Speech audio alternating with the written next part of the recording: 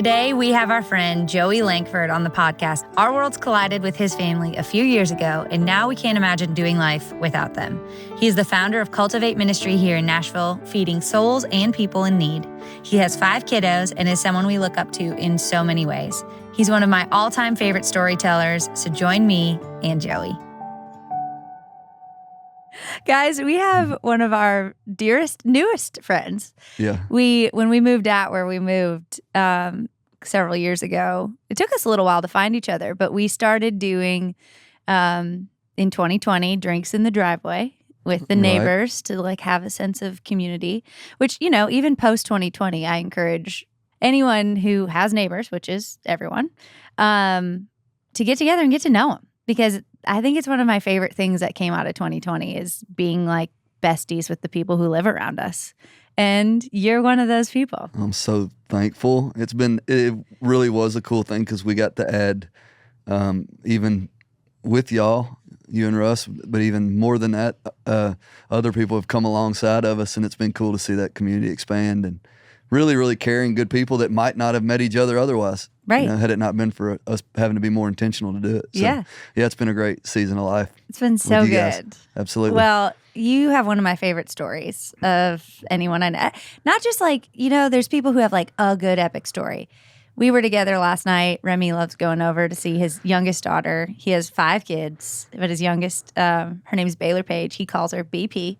It's a huge letdown when she's not there. It is a huge letdown, and last night was one of those. One of those letdowns. Hurts But my heart. Even the stories, which we'll wrap up the episode with you telling some of the stories you told last night. They happened like 3 days ago. You know, it's not like these things happened 6 years ago, 12, 20 years ago. Like, you're just one of those people that lives out like in a really caring way for the people around you, and because of that, you get to see really cool things. Yeah, some really cool miracles. Yeah, really cool stories. That's right. And you're a great storyteller, so Well, I'm so happy you're here. I thank you so much for having me to come and share this time with you. I'm so Pretty honored. Cool. I'm Absolutely. so honored. All right, well, let's start at the top here, Joey Lankford. Tell us your story. Yeah, I was born and raised in Middle Tennessee. Fairly, parents still together. Met my wife, Courtney, in 6th grade, actually moved and started going to church together.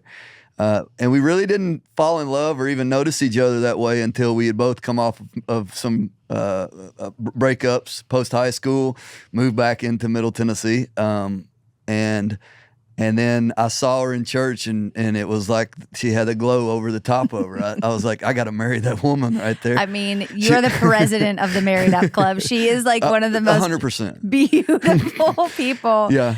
Good men get to marry really pretty girls. And they do. What a blessing it's been to live beside her for 23 years, you know, and raise a family. But and I tell people it's, you know, you're going to hear a lot from me today on the podcast, but none of it would have been possible without Courtney. You know, she's the praying wife and the one that sticks beside you and that encourages you to live for more than you think is possible in your life. And so these great stories come off of us being together, and we really, as a catalyst to getting, you know, I had a healthcare company, was living the safe and simple life. We were going to church, and we had Riley, Braxton, and Barron, which are our 3 oldest kids.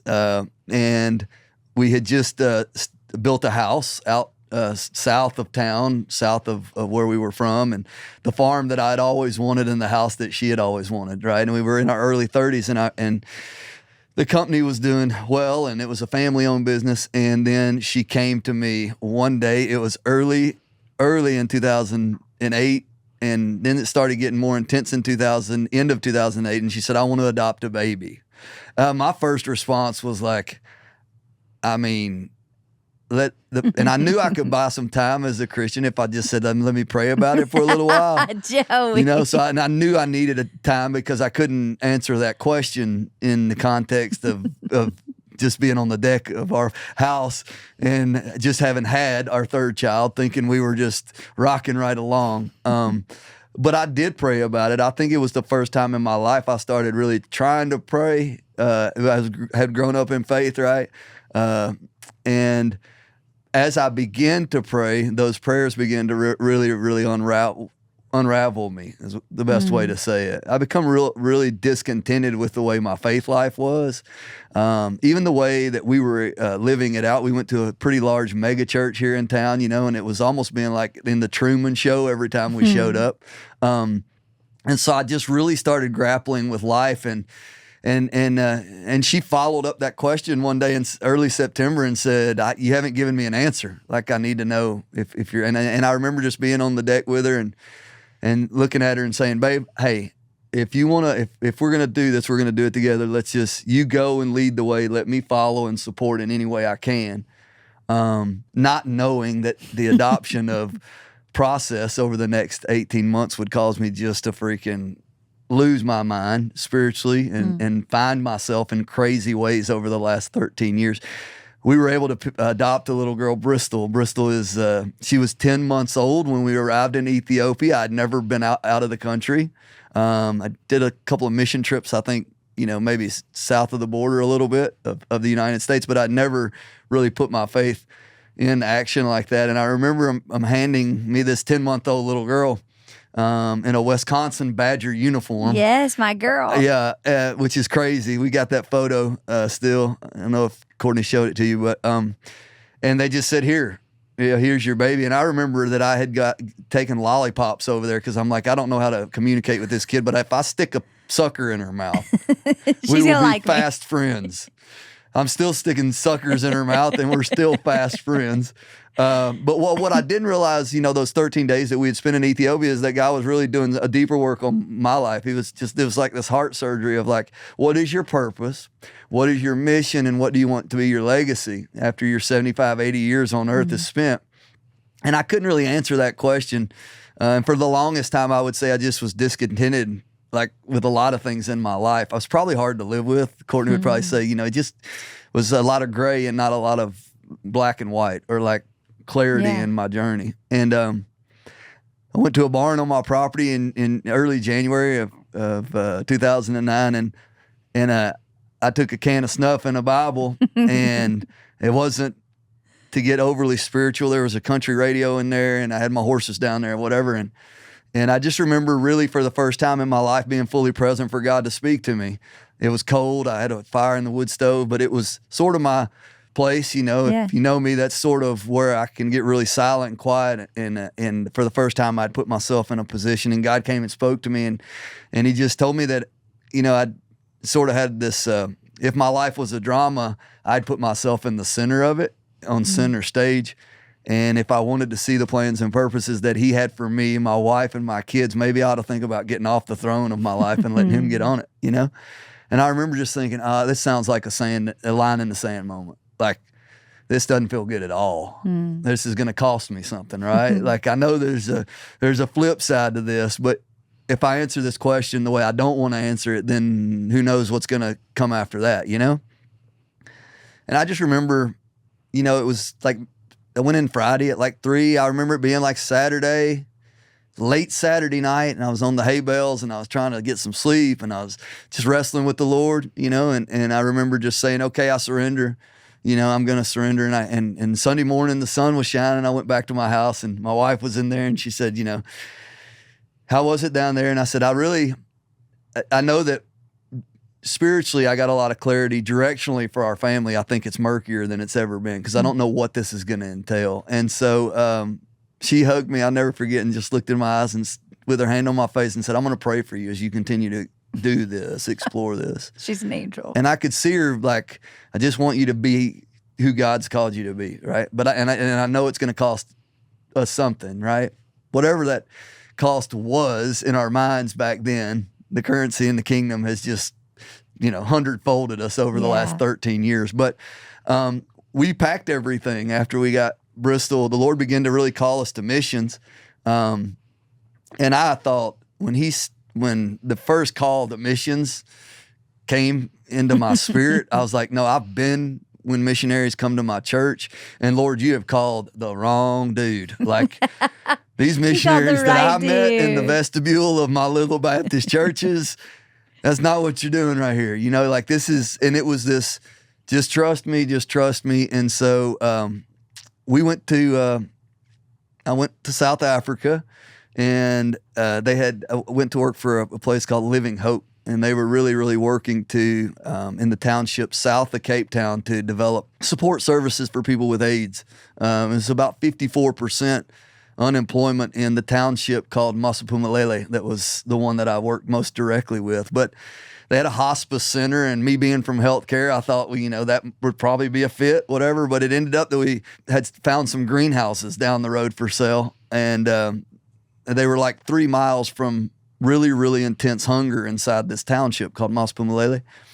So we organized the purchase of those, moved them into a training camp there in front of the entrance and exit of the township, and we started growing food as a training platform for people trying to access unfilled jobs in Cape Town. So really focused on the poverty and unemployed within the southern peninsula there in Cape Town. Now you talk about, with my accent, going into Africa and trying to lead a team to build something. But what really began to stir in me, and it was this desire to use workforce development and like entrepreneurial kind of training to get people equipped and get them to stand up eventually on their own, through just time spent with them. And I think looking back now, I was very business oriented. So we're going to set it up to do this, and we're going to have this and this. We're going to have these buyer contracts, and we're going to do this. And it worked, but we were there for 5 years. You just glossed over the fact that you moved your entire family I moved my to family Africa there for 5 years. And when he said go, you really went. We went. Yeah. As best we could. I remember this number sticks out to me because it was, Courtney said we left with 17 crates of clothes. I don't remember that, but I'm sure as a woman who had her life built, that was a daunting thing to put everything for what was then 4 kids into these crates and try to move and set sail and just leave her past world behind, And I remember just like clutching her hand and saying, my father, this could go really right or really wrong. And if it goes really wrong, your dad's probably not going to like me very much. And so I'll probably end up staying in Africa and just shipping everybody back home, just for the record, because there was this fear in me that was just unresolved about, like, when you step out into these waters, we all know stories of things that go really well and things that go wrong. Ours has been a combination of both in a way. We've had ups and downs, and there has been moments where it's been harder than others. But while we were there, the Lord really blessed that ministry. And my wife she's a nurse. And so she started really taking an interest in young women, 12, 13-year-old girls who were having babies and not having any kind of health consulting related to how to raise those babies. And so she jumped into that township with both feet and began to minister. She learned how to the lactation consulting stuff and just took curriculum and said, I'm just going to plow into teaching these young moms who have no resource for learning, what it's like to nurture and get to know a baby. I'm going to start teaching it. Done a phenomenal job in that area.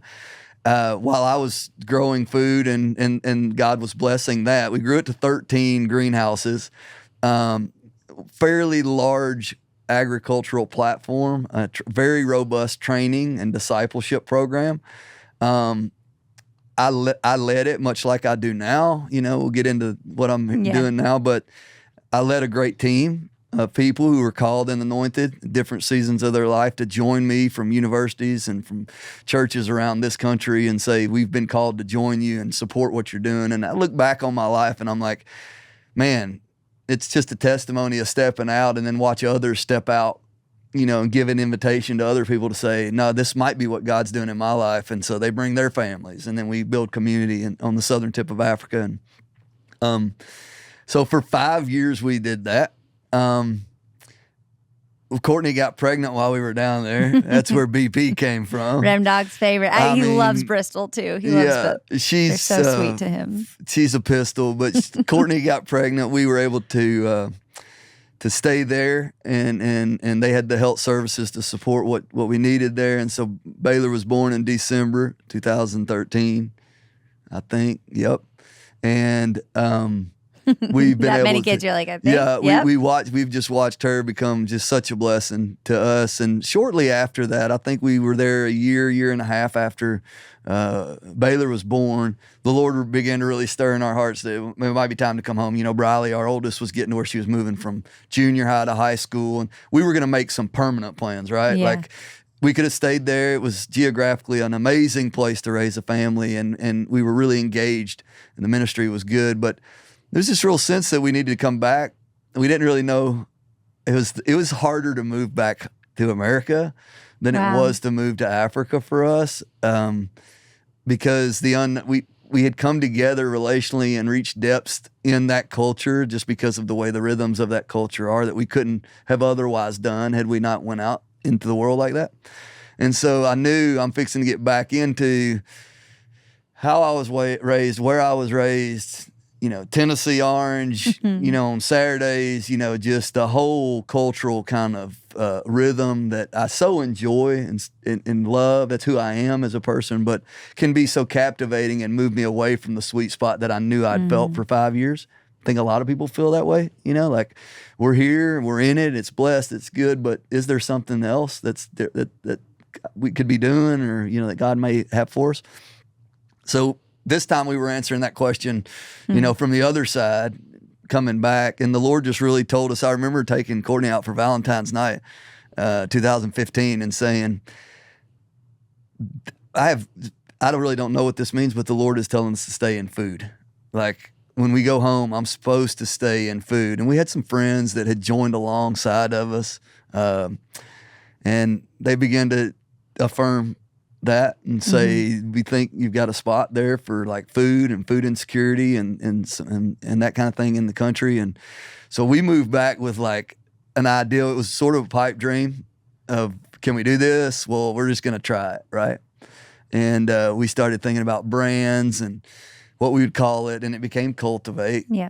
You know, which y'all are, a lot of you are familiar with that'll be listening to this. But it's, I still just knew this is the name, and that's a really cool name, and she'd go on a lot of shirts. Like, that's my You saw thought the process. branding. I'm Yeah. like, all right, now how do we get to where it's legitimized and people actually say, well, we want to join our lives with it, right? And move in. And so I had become friends with the governor. Casual. Yeah. And Just happened. just presented him with the idea of using underutilized land to set up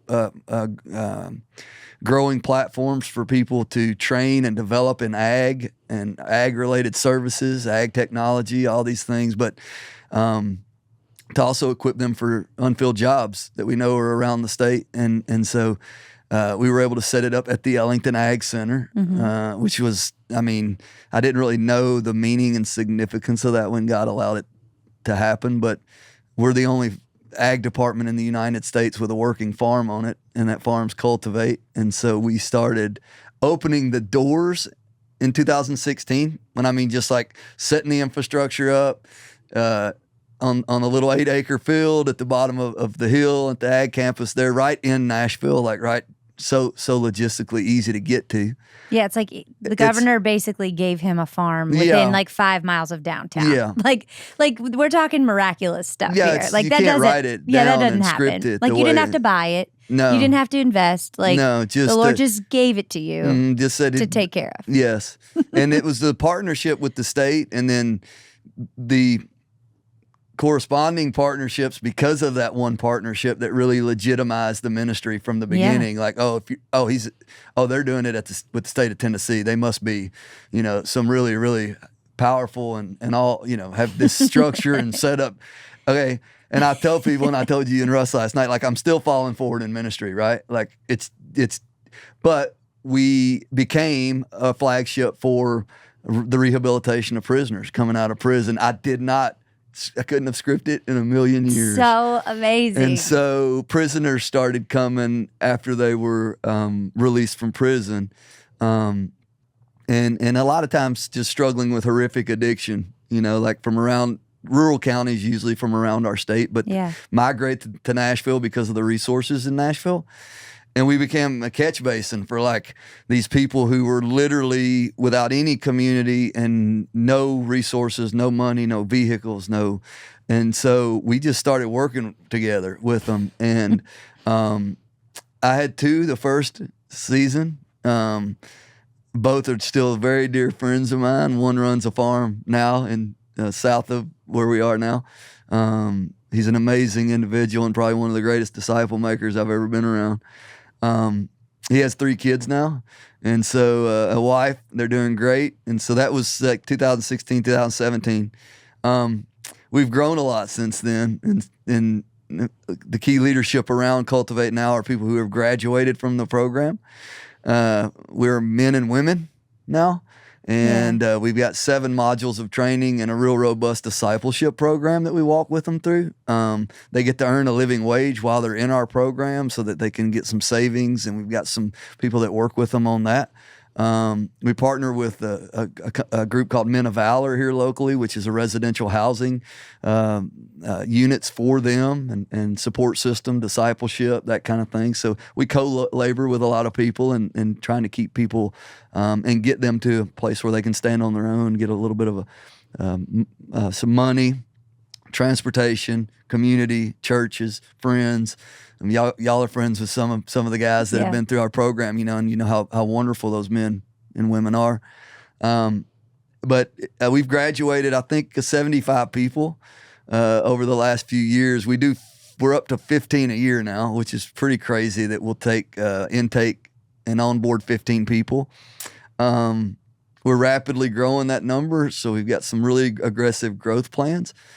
And our model is to grow food and to sell half of it and to give half of it away. So if you think like by weight, a pound of tomatoes, if we sell them to a high-end restaurant here in Nashville or, whatever through our retail store, which we got now, we'll give a pound away to acute hunger relief through distributors and partners and people that engage those areas. We'll do 250,000 pounds of food this year, which is crazy to think that comes out of our fields, We've got 3 production farms now and about 12 community gardens around at churches in the area. Those community gardens are like, we invest in the infrastructure, the raised beds, whatever, and then the churches or the foster care homes or whatever will take over the maintenance of those, and it gives the people time to get in the dirt and feel the therapy that we know comes from just the soil and plants. So, and we want to be at 1 million pounds by 2027. So I'm still that business guy pushing to make sure that we're touching as many lives as we can and doing it in a way that doesn't create this. For me, I tell people like my hands should look like their hands. Through the summer, I should be working with them, not out there working for them in some obscure place. So I'm on the farm a lot with them. If you're scheduling meetings with me, generally it's on the farm. They'll say he can see it's going to be in a hot barn office, but I think it creates a lot of currency for me with men who look like me and talk like me, that might not otherwise darken the door of a church, but they'll let me speak into their life and I'll let them speak into mine. It's amazing how many times I've been in a conversation where I've realized walking away from it, wait, that was not for that person, it was for me. Like the Lord's revealing and he's doing things in each of our lives, and neither one of us are pitching up with a brokenness that he can't heal or qualifications that he didn't give, right?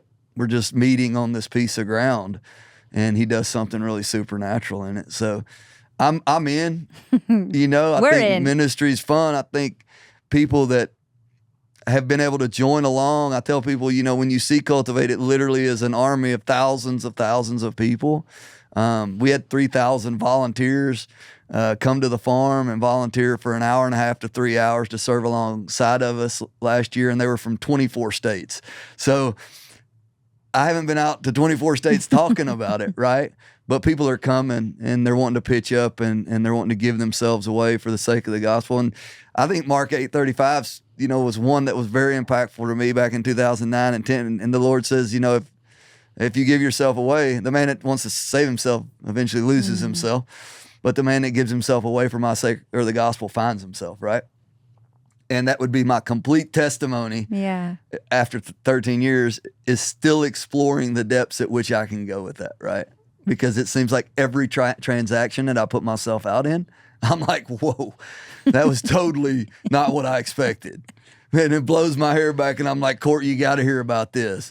She's like, the kids got this, this, and this. And I'm like, you got to hear about this, you know? And so there's this, we were talking about it, you and I were talking about it earlier, you know, God has gifted her and I with the ability to not only do family cross-culturally and then bring it back, but I mean, she's the rock that carries that along and allows me to just really minister to people. She works now for the Hope Clinic for Women. So she's still in ministry 2 days a week, and she's helping pregnant ladies make decisions regarding the life of their baby and what they want to do. And I think sometimes I get to talk about my ministry so much, and I'm like, my wife is just such an incredible home run hitter, you know, like she's hit a lot more out of the park than I have. It's just very, very good to be yoked in ministry with somebody that complements me in such a way. You know, you see it up close and personal yourself, but it's that complementary kind of where our strengths lie and how do we bend them most towards the kingdom of God in the short years we have here, you know. This episode is sponsored by Hiya Health, another new and incredible partner supporting what Coffee with Kailey is putting out in the world. And I'm so excited to be working with them this season because of what they're doing in the children's supplement space. Let's talk about children's vitamins. You know, the ones that often look and taste like candy, but aren't doing our kids any favors in the nutrition department? Well, say hello to Hiya Health, the pediatrician-approved superhero of chewable vitamins that's changing the game for our kids' health. Unlike those sugary gummies that can lead to all sorts of health issues, Hiya has zero sugar and is perfect for those picky eaters. Plus, Hiya fills in the gaps of our modern children's diets. It's formulated with the help of nutritional experts and packed with 12 organic fruits and vegetables and 15 essential vitamins and minerals. For me personally, when I'm putting together the grocery list, I can't say I'm always thinking of, do we need new vitamins? So when Hiya is designed for kids of all ages and conveniently delivered straight to your door, it can't be easier. In your first shipment, it comes with a bunch of cute little stickers, and Remy loved getting to decorate his little Hiya bottle. He genuinely cannot wait to take his vitamins every single morning. It is his little treat. We've worked out a special deal with Hiya for their best-selling children's vitamin. Receive 50% off your first order. To claim this deal, you must go to hiyahealth.com/coffeewithkailey.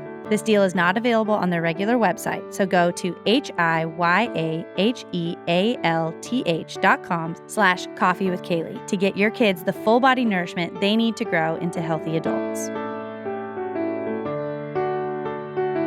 With all the travel we do, staying hydrated is a top priority for us. Getting out of your rhythms can affect your day, but with LMNT, I find it super helpful and easy to keep refueling myself with nutrients and electrolytes. Okay, so what is LMNT, you may be asking? LMNT is a delicious electrolyte drink mixed with everything you need and nothing that you don't. That means lots of salt with no sugar. It contains a science-backed electrolyte ratio of 1,000 milligrams of sodium, 200 milligrams of potassium, and 60 milligrams of magnesium. It's super clean, and that matters with no sugar, no coloring, no artificial ingredients, no gluten, and no fillers. Electrolytes facilitate hundreds of functions in the body, including the conduction of nerve impulses, hormonal regulation, nutrient absorption, and fluid balance. LMNT can help prevent and eliminate headaches, muscle cramps, fatigue, sleeplessness, and other common symptoms of electrolyte deficiency. Russell and I personally both love it, and I'm so thankful for a clean, hydrating electrolyte mix for that extra hydration whenever we need it. Because y'all, these salty flavors are so good. They're so good.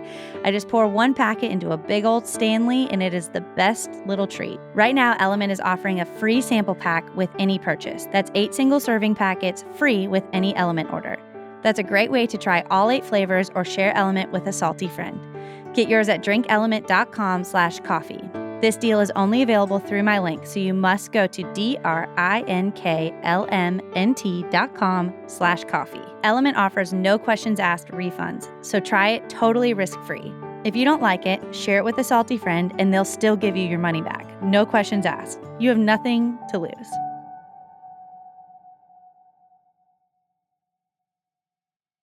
There was a woman who walked up to us, to me in church actually, when Russ and I were broken up.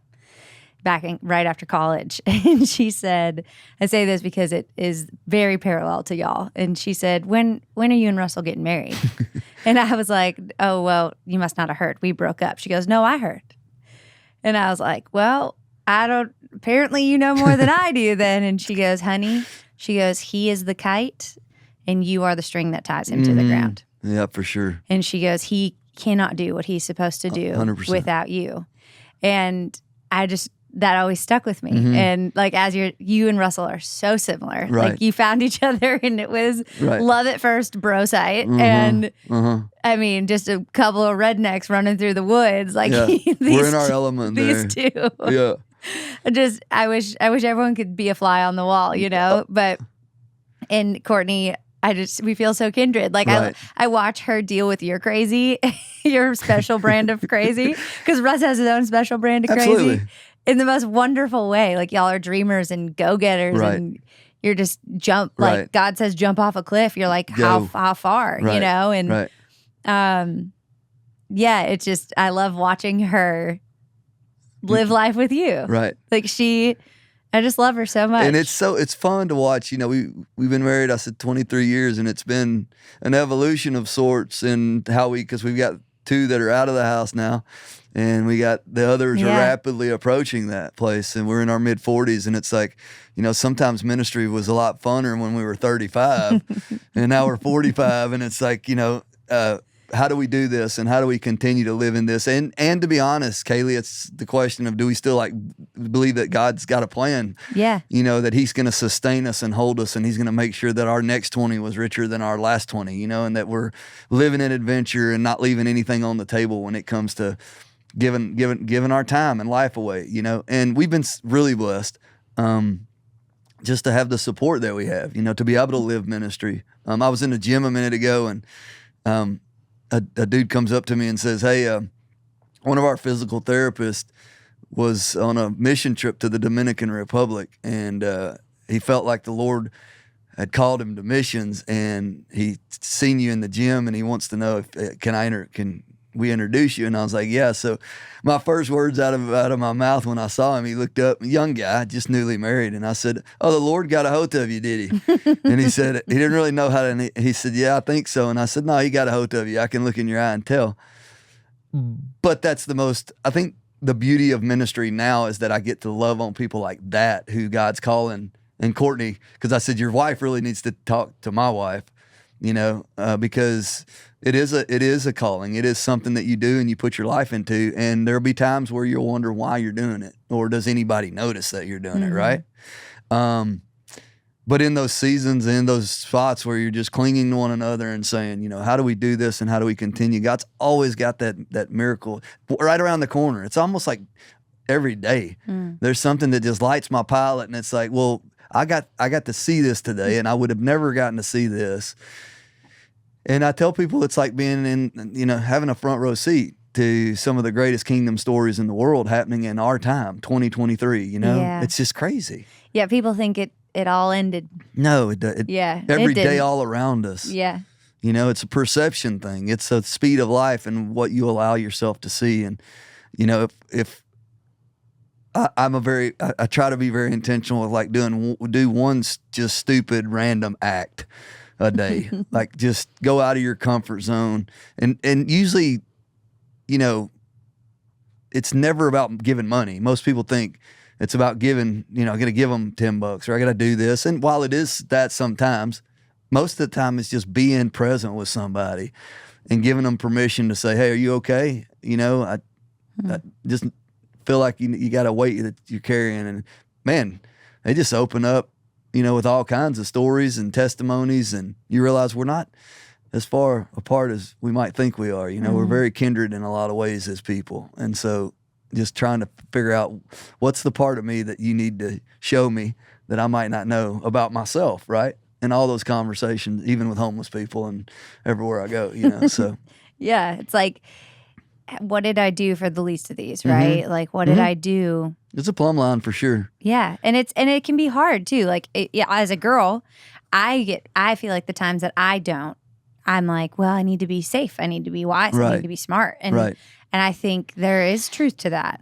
for sure. But I just love your stories so much. Will you tell us the latest miracle story you got, Yeah, well, I don't have a real knack for my phone, and I got all these people that are always trying to reach me for whatever. That's why Courtney's like beside me a lot, like, and so the lady, Jen, who helps me keep my, business and ministry life together, and Courtney, they have the same birthday, number one, but they communicate really well about my inability to be where I'm supposed to be. So we were in Knoxville this weekend, and I had some really high, important meetings, but my wife got to go. And so I was so just like, this is the best thing in the world. So we got up to leave, and we were going to just hike the campus, UT campus, and we were going to soak in the Neyland Stadium. And I got carried away, I don't mind telling you, but I forgot my phone that morning. And so we're walking to this garden where we were going to sit down and just talk to one another. And it was like 11:45, and I said, wait, I think I'm supposed to meet somebody for lunch at 12. And I'm not even sure who it is, but I need to be at Calhoun's on the River at 12 o'clock. And I don't know who I'm looking for, but God's going to reveal. And she just said, okay. So she starts Ubering and getting Ubers and whatever. And next thing I know, we're in an Uber, and I'm at Calhoun's, and she's like, okay, babe, have a good day. You don't have a phone, so I guess we'll just get together later and you can figure out how to get home. I'm like, yeah, no problem. And that's our life, though. That's not abnormal. Like, but what a woman. Yeah, so she just I love her. takes She's like, see you later. Right? Have a great day. Yeah, and so I said, you want to get lunch with us or not? No. I just want to go do my thing. I said, okay, perfect. So I go in and I walk into Calhoun's, and obviously the people stood up from a table, started over, and had a great lunch with these people, and they were like, we're in the parking lot. Sort of awkward when you're there to minister to them and tell them how to get their life together and whatever. And you look around and you're like, I don't have a car. I got to walk home, right? So, get your life together, but I don't have mine together. I don't have mine together at all. But I can tell you how to put every piece of your ministry together as you move forward in God's will for your life. So, but they're like, okay, get in the car. We'll just take you wherever you're staying. And I said, no, I really would like to walk. And it was blistering hot. That was a lie from right out of my mouth. I was just like, I've had enough time. I just need to be by myself, right? So I take off walking, and I realized real quick that it dumped me out on a freeway. And I'm like, oh my goodness, I'm not going to be, I could see where I needed to be, but I couldn't get there, right? And I walked past this the steakhouse, Ruth Chris, people that know Knoxville. It's like at the end of this road. And I'm like, oh man. And the people, the valet were like, who's this homeless guy coming up through here? And so I just acted like I'm going to a car in the parking lot, just kept my gaze focused. I know where I'm going. Please don't stop me. But I get to the end of the parking lot, and it runs out, and there's nowhere to go except up under the interstate or the overpass. I'm like, well, you can't give it away now. I mean, you got to go where. So I just charged up in the woods, and there's a homeless camp there. And I'm like, oh my goodness, this is the best thing in the world. Like, they're just sitting up there. The kettles are going, they're under there. And I'm like, this is amazing. So at first I was like, well, I don't want to step on anything. Just looking around like, but I got into the most amazing conversation with these two old dudes. And before you know it, I was Joey, and he was Chief, and the other one was Don, and we were talking, and, just sort of, I said, well, I'll see you around, thanks for sharing a little bit of your life with me. And they'd been there for years, just homeless, so I left, and then got back on the streets that night, was having dinner with my wife, and coming back down, and there they are, Chief and Don, sitting there, in the street. Your new best friends. My new best friends. Why wouldn't they be, right? Absolutely. Here we are walking around, and Chief said, hey, Joey. And my wife's like, I think that homeless person just said your name. I said, no, it's Chief. He said, come here, he said, hey, man, you mind going over and getting me a pack of cigarettes? I said, not a bit. I said, what kind you want? He said, menthol 100s. I said, why, sure. I'll get you a pack of cigarettes. And Courtney's standing off 6 or 8 feet, still at the moment going, what in the world are these She How should be does he used to know? this by now. Oh, for sure. So she turns around and goes, I guess you're going to get him cigarettes. I got to go to the room. Briley's meeting us in the room. I'm like, yeah, I mean, I committed to the old boy buying him a pack of smokes. You know, you can't leave a boy hanging. He'll be sitting there and nicking out here in a minute. It'll be my fault. So sometimes life is about buying cigarettes, right? I mean, I always tell people, meet people where they are and try to identify. Like, I didn't feel comfortable when my road run out, but I knew as soon as I saw them in the woods why my road had run out. Like, it was, you're sort of lost at the end of Ruth Chris parking lot, and you don't, that's not comfortable, even for me, right? But then when I entered the woods and stepped around those trees and I saw those men up in the woods, I was like, oh, okay.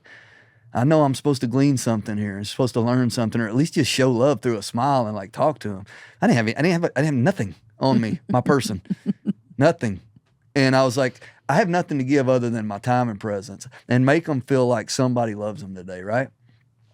Which has been 13 years. It's what I do in the mornings with people showing up addicted and dealing with mental crisis and that kind of thing, is not try to fix it, but give them permission to be themselves and say, you know, I don't have an answer. You know, there's a lot of areas of my life I'm trying to find answers to, seek answers to, a lot of brokenness still, you know, that I'm trying to seek the Lord on how to continue the journey with him through and deal with stuff. And so I think it's about the invitation that we give with our lives for people to ask us hard questions and to also feel the freedom to ask them questions. You know, it's amazing what I get from people when I do Q&As in front of audiences with people who have graduated from our program. When I give permission to these people to ask my friends what you want to ask them about life, prison, their ministry now, how they're impacting their families, restoring their relationships. And I usually sit there weeping, you know, because I get to hear the testimonies of the most amazing miracle stories happening right now. And so as we've talked about, you know, I always look at myself through the mission lens as being the one most blessed by the journey. Sure, there's people in jobs, there's people out of homelessness, there's people in Africa that have their own farms. There's a lot of friends that I've got all over the world. And I have not been in an exchange with anybody where I think that I've blessed them more than they've blessed me. The Lord has changed the lives of so many, including mine. So just take a second and think, if you didn't have access to a Bible or weren't even allowed to have one. That is the reality that many people around the world are facing today. Sharing that hope and peace with others is something that is so close to my heart, and that is why I wanted to tell you about one of our partners, Cru. Cru has missionaries in almost every country on earth, and they are seeing people come to know Jesus. There's just one thing that they need: a Bible in their own language. One missionary said, "We found so many people reading their Bibles, so please continue to pray for us. We still need more Bibles to distribute." So friends, let's meet that need. For only $21 a month, you can provide 3 people with Bibles each and every month. When you sign up to provide 3 Bibles with a monthly gift of $21, as a thank you, Cru will provide meals for 15 hungry individuals through their humanitarian aid ministry. Plus, you'll receive one of my very own Coffee with Kailey mugs. So simply text Kailey to 71326 to help today. Imagine just how much this gift could change someone's life. For real. So text Kailey to 71326. That's Kailey to 71326 to help now, or visit give.cru.org/Kailey. Message and data rates may apply. Available to U.S. addresses only.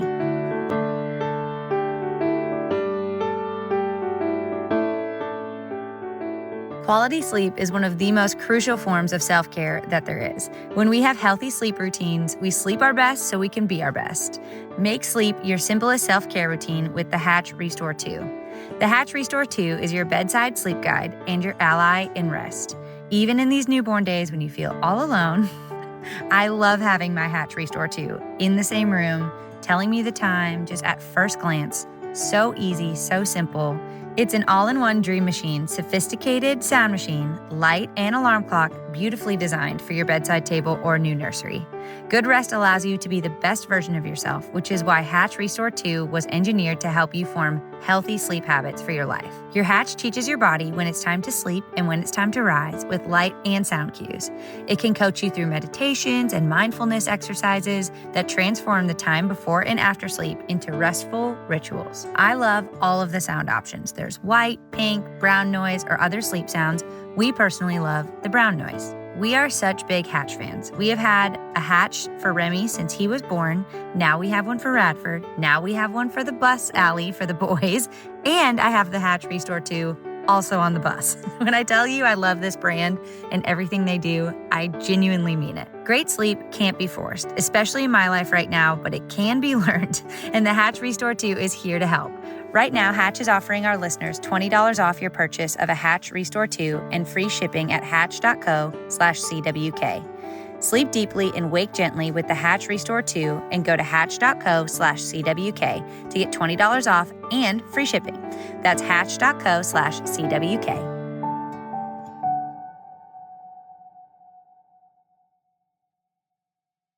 I always say that as someone who did missions photography for a little while, people are like, what was that like? Or this or that. I'm like, you watch teams and all these different people go. And I did too. The first time I was like, oh, we're going to bless these people. Right. Not a clue. No, they blessed us. You know, like we might have put a roof over their head. We might have done some tangible things, but they changed me. Absolutely. And there's something about, and I think that's why we became kindred friends so quickly, that like, when you've experienced real hardships, right? And you've seen people live through them with joy on their faces. Right. You just don't really have a tolerance for like toxic people or people who complain about first world things, or you just don't really have the patience. You're like, you know what? There's so much more. Right. And I find that's probably where my greatest rub is in the culture that I was groomed and grown to enjoy and love. And I'm still Tennessee black and blue. Like, you know, I just love this place. I love calling it home. But one of the things that really, I think, collides with where I'm at in ministry and my own sense of adventure and God's call is that we can have all that we have, right? And there's still what I see as such just a surface level of depth in relationships. And I think that's why we've grown to love y'all and the others that we run with, you know, is because when we break bread or whatever, we go, it's deeper than what I find in most of our experiences elsewhere. And that's good.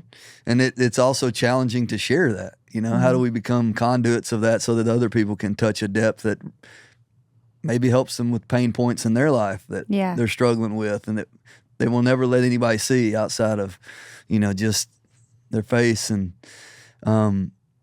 it's just really cool to see people be given permission to be themselves, to state something that they may not have otherwise been able to state or felt comfortable sharing, you know. Our round table has grown to like 30-something people on Monday mornings at the Ag Center.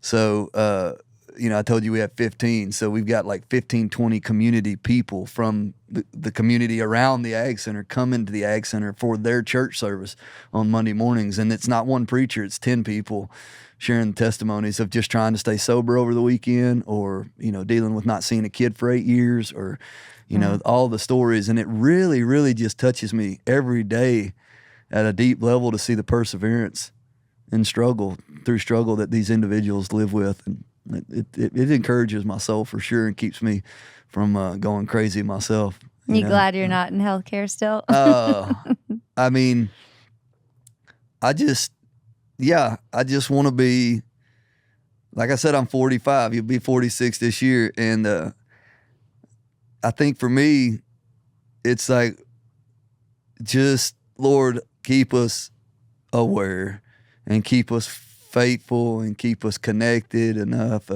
because we're, you know, every day is challenging in its own way, kids and finances and questions about ministry and and even with my spouse, wish I could say every day was just perfect, but you said it best, she deals with me, it's just like, and there's a lot there, that goes on. And so I think as we embrace what God has done, right, and we stack the stones, memorial stones over the rivers and the waters that we've been able to traverse and pass over, which we do that physically as a family. I want you to explain that for people who might not know. Yeah. When the Israelites were taken across the Jordan River and they walked across on dry land, and they had a new leader. He's one of my favorite leaders in the Bible, but Joshua had just taken over, and he told the chief leaders of every tribe, when we go across this on dry land, I want you to grab a stone. And so they did, and when they got to the other side, they had a ritual, or like they built an altar to the Lord, right? And they stacked those stones, and his word to them in that moment was that there's going to be a lot of days that pass between now and where we're going into our future with the Lord. And there were with Joshua. He fought a lot of wars in his time leading the Israelites. But he said, I wanted to stack this stone because when you look back with your kids and your grandkids, there's going to be a lot that happens between now and then. But on this day, I want you to be able to point something that only God could do. Like, this is like a memory recall for you. And so back in Africa and here, I've just started, and in a lot that I've written and spoke about, it's like the physical act of stacking stones. Yeah. Like just putting stones together. And, right now we do it with Sharpie pens, but it's like, if you have a problem, your wife got diagnosed with cancer, or you've got this, or you've got that, we want to pray with you. But we also want to know the outcome, right? Because we want to celebrate and memorialize those. It can be my kid wanting an A on a test, right? And saying, I can't do this. I don't know this material. I do not have the capacity to do X, Y, and Z. Okay, we hear you, right? And we receive that. But 2 days later, when they come in yelling and shaking that paper and saying, look what I did, you say, now you need to write that down. You need to stick that on that rock, because you're going to have harder tests in your life. You're going to have way harder tests in your life, and you're going to need to look back when you were in 8th grade and you didn't think you could get an A and you got an A, right? So sometimes it's just physically taking the miracles of God and writing them down and saying, because I don't go to the next step without looking back and knowing, there's a lot of steps are hard to take, right? And I got to have the memory. I got to have the recall. I got to know that God was with me when I run out of pavement at the Ruth Chris, right? Yeah. And when I turned right, there was a plan, and I was swept away into a kingdom story that I wouldn't have otherwise got to participate in, right? Because it's going to be the same today somewhere, right? Right. I'm going to go somewhere, and it's going to be like, I don't want to go. I don't want to do that. I don't want to go there. And I'll remember Chief from Knoxville. Right. And I'll be like, no, this has probably got something there for me and for my life. So as difficult as it can be, it's 100 times more beautiful when you look in your rearview mirror. Yeah. There's so many times. I think one of the most repeated words in the Bible is remember. Mm-hmm. And, for sure. And we do a similar thing. We write it in a journal or something that, right. Or we do our little cork thing, which you've seen at our dinner table, and we write down, there's one in there that's yours top 40 on country radio. Mm-hmm. Breaking top 40 was the biggest thing that had ever happened. Yeah. Right. And looking back on those things, it is so humbling and it just grounds you again. Sure. And it's he's done it before, he'll do it again. And you also said something yesterday that I don't think I'll ever forget. We were just, in a walk in the neighborhood, and Rem Dog was like, I want to see BP. So we just showed up at Joey's house because they're those people to us. You had no idea we were coming. Nope. Just showed I was carrying up out the trash. Yeah. Just showed up at the house. But you just so casually will just put, it's so good for us to have a couple who's just a little few steps ahead of us. And you've got older kids. And I was just asking, I was what do you do about this and that and parenting? And just if you don't have that in your life, just I want to encourage you to pray for it. That we had no idea that we would end up being neighbors with someone like that, but God will bring them if you ask for them. Sure. And someone that you can look up to and ask the hard questions, and they're going to shoot you straight, and you look up to in every area, honestly. So anyway, we're just sitting there and you're like, yeah. And like our relationship with God is, is like a well that has no bottom. And I was like, wait, keep going. Yeah.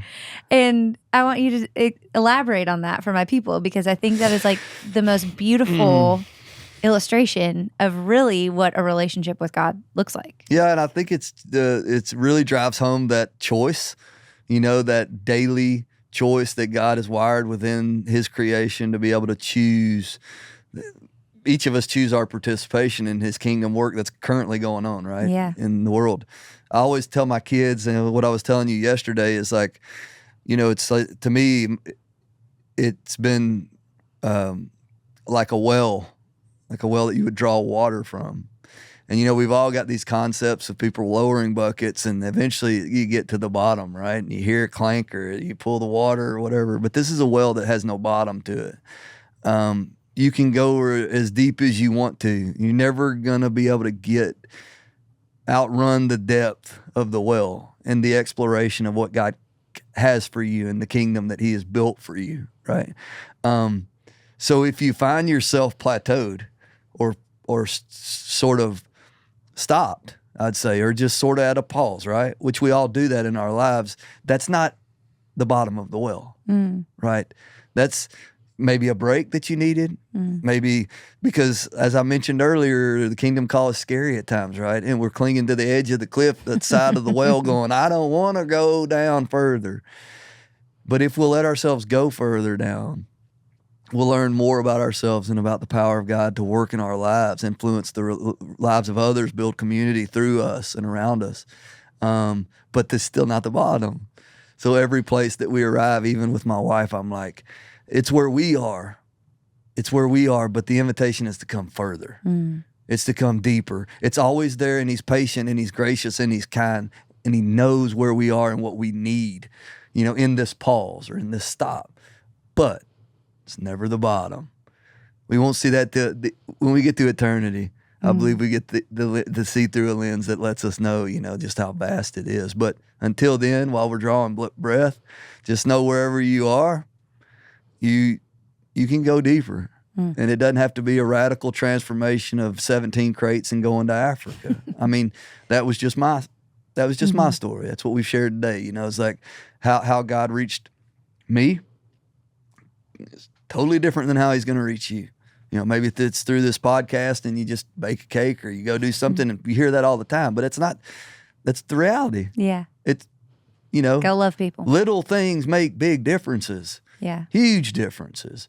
And it's doing those things one after another and trying to see. And then I promise you that your testimony will mimic mine in the fact that, this cake, this card, this dollar, this whatever was ministry by me to someone else, but ended up being, I was the one ministered to in every way, because it revealed something to me about who I am and what my identity is in Christ.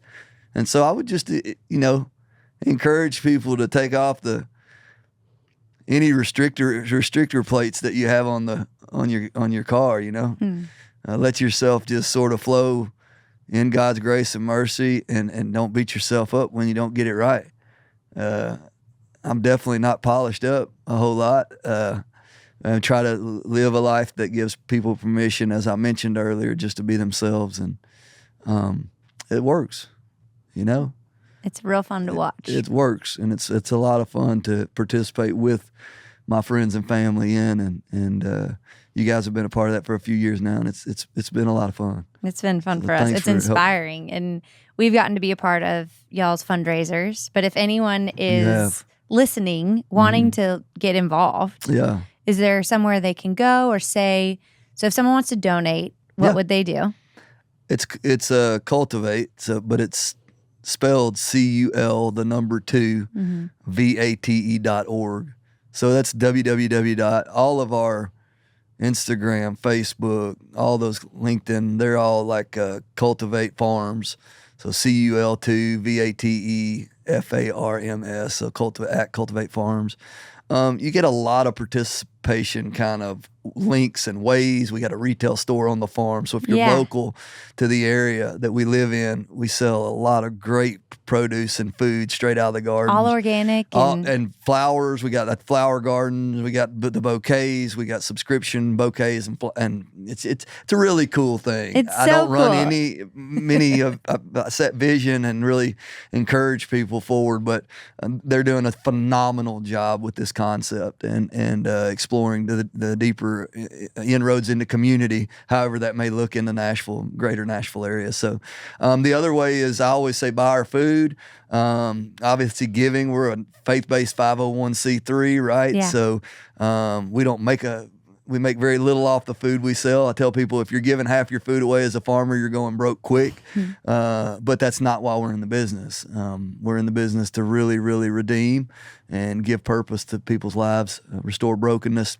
So yeah, and if you're visiting Nashville or, you're in the area, the farm's always open. It's a 5-day-a-week farm, so we're working. It's at the ag department, so it's really accessible. It's a beautiful campus that we have there. And so, yeah, stop by or, come see it. But missionally, it's a great ministry with what I think has just a tremendous opportunity to create conversation around food and our food future and how we get food, because a lot of us, including my wife, loves fresh produce and that kind of thing, but also join that alongside of people that are in need of jobs. And, so bring them along because I every time that we're at a farmer's market or we're doing something in the community and the men and women in my program are serving the broader community the best produce in the state of Tennessee, and they say, this is where we get our food and this is our farm and we appreciate what you do, the smiles that I see on their faces are like, no, I've got a purpose now. I'm this community's farmer. Like I'm providing food and I'm providing fresh food to the people that want it and desire it in this area. So I mean, every time I see that, again, I'm a crier often at times anyway, but it just makes my heart just sing because I see what the kingdom of God is really supposed to be. They're not supposed to not want good food and have their wealth, and he's not supposed to not have his dignity, right? Or she. But when we marry that together with the desires of both individuals and we see relationships develop, that's just the best it gets. Yes. So I'm so proud of you. So proud to know you. Seriously. Well, I'm happy to be on this show, but more importantly, happy to be your friend and to watch your kids grow with you and Russ, and you watch our families grow. And, this is how it's supposed to be. It's how it's supposed to be. It really is, So, it's been a blessing. Yeah, thanks for being here, Absolutely. telling your story. You'll probably be back, let's be honest. Well, You're going to have so many more stories to tell. I'll probably have one in the parking lot out here in a minute. Can't wait. Absolutely. Well, thanks, Kailey. Thanks, Joey. Love you. Yeah, love you.